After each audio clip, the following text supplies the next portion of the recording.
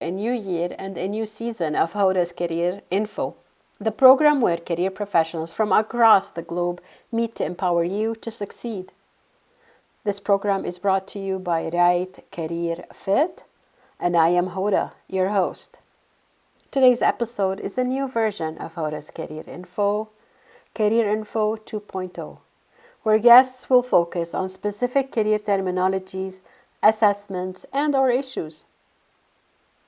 My guest today, Scott Perry, is making his second appearance on Hoda's Career Info, so be sure to look him up, Season 1, Episode 15, and listen to his story.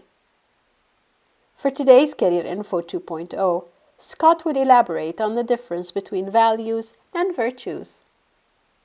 Scott Perry, a year and a half later, we meet again.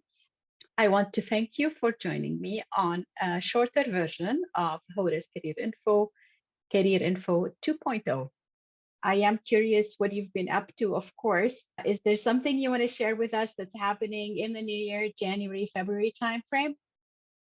Sure. Well, thank you, Hoda, for having me back, and always a privilege to spend time with you. I love the work you do and the difference you make, and always just, again, a pleasure and a privilege to be speaking with you and hopefully delivering some value to your viewers. January right now, as we're speaking, we're knocking on the door of New Year's Day, 2023. I am knee deep in building a runway to make 2023, the year that I make an even better living by making an even bigger difference. So this time of year, it's all about kind of runway building, which means for me taking a look at what I've been doing in the last year, which has primarily been around helping. I have this thing called the art of encore living. I help people that are ready in the second half of life to define the difference only they can make, develop that into some sort of online enterprise where they can fund their retirement in a lifestyle business that leverages who they really are, what they're really good at, and where they really belong. So right now I'm looking at what I've done in 2022, looking at what's worked that needs to be amplified and further leveraged, what didn't work that needs to be either pruned and discarded or improved, so that I can just be of greater value, a greater service to my clients, to my community, to the people that subscribe to the email, and so forth. My goal this year is to help everyone that I'm connected to through Creative on Purpose, the art of encore living, to live more fully into their potential and step into possibility and the difference only they can make. And that is perfect. And I see that in your post, Scott. For those of you watching, Scott was interviewed about a year and a half ago. Look him up, and if you'd like to learn more about him and his story. But today, I would like to focus on one of your posts. Your posts encourage everybody to reflect. So there's definitely reflection is what I pick up from your post. Encourage us to reflect on our day-to-day activities. And one of your posts, you focused on values versus virtues.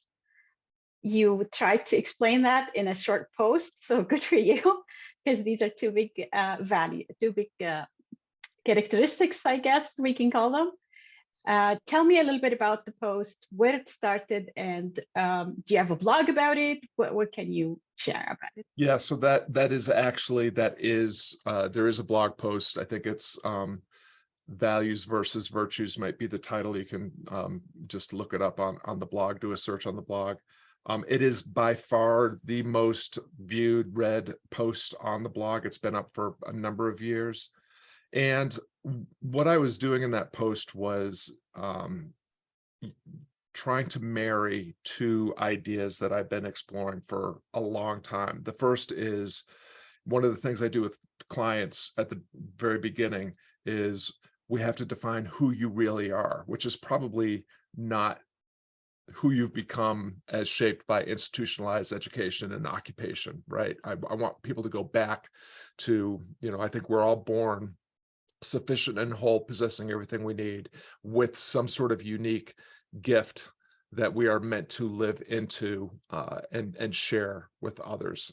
So one of the things that we do to start to unpack that is we do a values exercise. What are your core top 5 values? I use the values in action character strength survey. There's other surveys, that you can take, but I like that one because it's scientifically vetted. It's improved and iterated every decade or so. It's been around for a long time. It's founded in positive psychology, which is also draws from the ancient wisdom of Stoic philosophy, which is where I the like it as well, and I do use it with my clients. So I'm yeah, glad it's you a mentioned that. fantastic Very tool, good.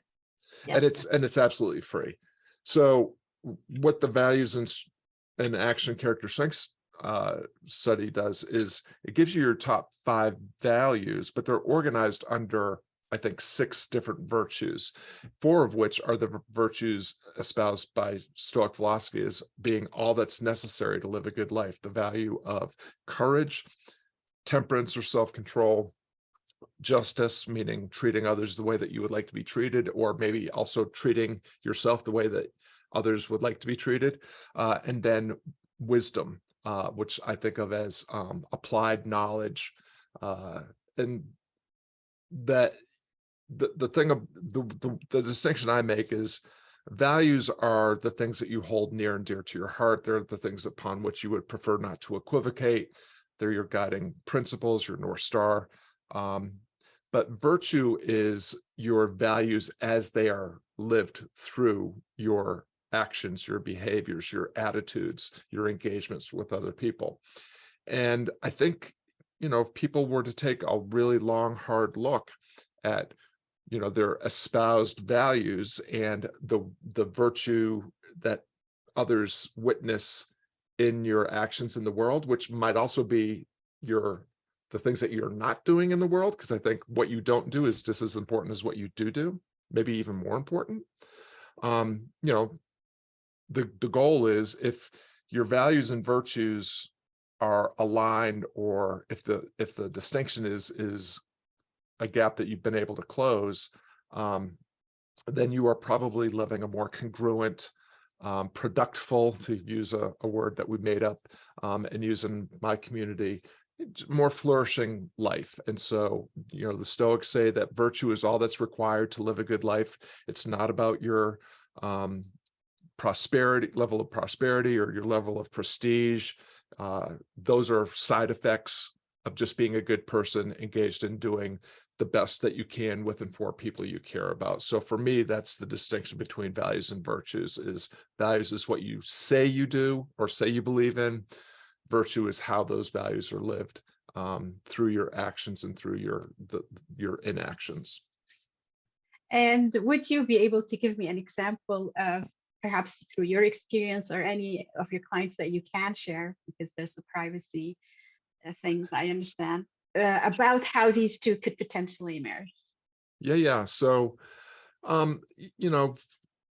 if honesty is something that you say is really, really important to you, yet you are engaged in your online business or your online enterprise, or whatever it is that you do for a living, and employing, hacks and tricks that you learn from gurus and experts and charlatans that, are say leveraging, sticking your finger in your audience's pain point and wiggling it around to create that, to increase the pain, to increase the tension so that they buy. If you're a kind and decent, honest person, and or that's your espoused value, and you're engaged in that kind of activity, there's a disconnect there. And one of the things I have found, I've been I've had a business. I've been an entrepreneur all my adult life, and a freelancer all my adult life. What I've noticed is I've been in the online space is if you haven't felt winter coming around online business, it's coming. People, all the gurus and charlatans that have been making a really good living by leveraging kind of sketchy marketing tactics, people are seeing through that. People are not as willing to give up their email, their credit card, and to just, purchase the latest shiny, flashy thing. What is what me and my clients are finding is that if you show up and your values and your virtue is aligned, people can sense that, they can see that. You can earn, what's in a community that I'm in, through Nick Peterson, what he calls allegiance capital, right? You earn people's awareness, attention, permission, trust, and then you can go to the next level of engagement when they have witnessed you enough times doing exactly what you said you were going to do in the way that you said that you were going to do it. And so that's probably the best, real life example that I can think of off the top of my head. And that's a great example because, yeah, they are still out there, and we just need to educate and talk about this topic. I see it on Facebook all the time, and it's amazing how people get, still some people get sold by these ideas. Was there anything that you would like to wrap up with? Or I would want to ask you personally for a quote from Marcus Aurelius to wrap up with, but I'll leave it up to you to wrap up with whatever Sure. you like. Well, I tell you what, I'll give you two for the price of one in the quote category. Both of these are tied to the conversation we just had around values and virtues. One of the things, the greatest impediment to you living into your potential and delivering on your promise, identifying, defining, delivering, developing your gift, is the person that you see when you look in the mirror. And the thing that is probably the biggest impediment to any of us living into our potential is a story that we tell ourselves about our own inherent worthiness. And so there's a quote by Goethe, who is a German scientist, poet, philosopher. And the quote is, "As soon as you learn to trust yourself, you will know how to live." And I've been chewing on that quote since I was very young, 7th grade or so. And it has continued to be something that just proves itself to be true over and over and over again until you see, step into, stay in, and share your power to navigate your journey and deliver on your promise, which it requires that you not only trust yourself, but that you see and develop your own inherent worthiness. You are not going to be able to fully serve others. How can you possibly show up with full empathy, compassion, a desire to serve others if you're not willing to do that for yourself? So in my community, we call it compassion, curiosity, courage, creativity, all these things. We do them from the inside out. We start with ourselves, and then the overflow goes to the people that we're serving. And the second quote, also something I learned in the 7th grade, is from Marcus Aurelius, who I know you have a fondness for as well. If you're having trouble trying to figure out what you want to be when you grow up, even if you're having that discussion with yourself in middle age, I think the best conversation you can have is a conversation with yourself on your deathbed, because that time is going to come, and you want to, the best way to figure out what you should be doing right now, or what you should be doing less of, and what you should be doing more of, and what you do want to do and what you want to stop doing, is to think about yourself on your deathbed, and what are your greatest regrets, and what are your greatest, what are the things that you celebrate. You should stop doing the things that you would regret, and you should start doing more of the things that you would celebrate. And so the quote is from Marcus Aurelius, and it goes along the lines of, think of yourself as dead. You have lived your life. Now take what is left and live it properly. I always enjoy our chats, Scott, and I want to thank you again for joining me one more time on career info. Always a pleasure, Hoda. I appreciate you and the difference you make, and it's a privilege to be with you today.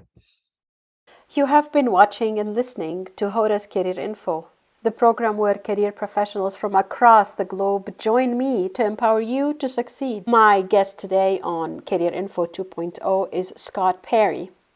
Scott Perry helps people define the difference only they can make and live their legacy in the second half of life.